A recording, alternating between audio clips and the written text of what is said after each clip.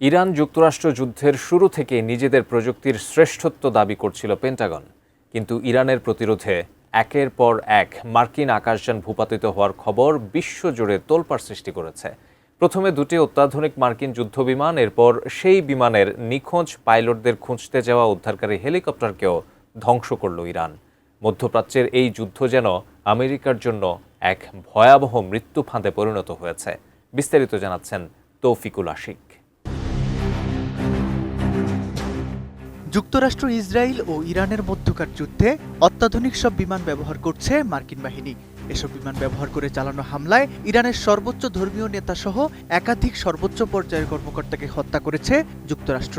তবে যুদ্ধে এগিয়ে থাকা মার্কিন বাহিনীকে এবার অনেকটাই ধরাশায়ী করেছে ইরান।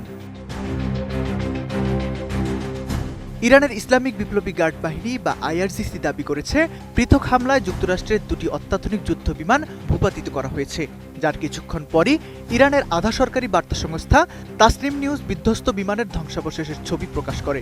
ছবিতে দেখা গেছে বিমানটিতে যুক্তরাষ্ট্রের ইউরোপীয় কমান্ডের চিহ্ন রয়েছে, যা মূলত ইংল্যান্ডের লেকেনহিথ বিমান ঘাঁটির ৪৮তম স্কোয়াড্রনের অংশ, যেখান থেকে F-35 থেকে শুরু করে F-22 পর্যন্ত সবচাইতে শক্তিশালী যুদ্ধ বিমান পরিচালনা করে মার্কিন বাহিনী। নতুন বাংলাদেশ গড়তে এলো জুলফিকার স্টিল। জুলফিকার স্টিল। মার্কিন সংবাদ মাধ্যম রয়টার্স ও নিউ ইয়র্ক টাইমস একজন কর্মকর্তার বরাত দিয়ে যুদ্ধবিমান বিধ্বস্ত হওয়ার খবরটি নিশ্চিত করেছে।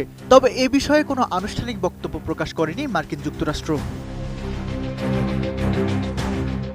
এবার সেই বিধ্বস্ত বিমানের নিখোঁজ পাইলটদের উদ্ধারে নেমেও বিপত্তির মুখে পড়েছে মার্কিন সেন্ট্রাল কমান্ড। তাসনিম নিউজের প্রতিবেদন অনুযায়ী কয়েক ঘন্টা ধরে ব্ল্যাক হক হেলিকপ্টার এবং হারকিউলিস 130 উড়োজাহাজ ব্যবহার করে তল্লাশি চালানো হচ্ছিল।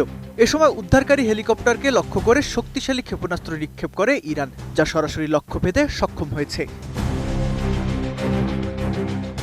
পেন্টাগন এখন পর্যন্ত হেলিকপ্টার বিধ্বস্তের বিষয়ে আনুষ্ঠানিক কোনো বিবৃতি দেয়নি। তবে ইরান দাবি করছে, তারা ইতিমধ্যে পাইলটদের অবস্থান শনাক্ত করেছে এবং তাদের জীবিত বা মৃত উদ্ধারের চেষ্টা চলছে।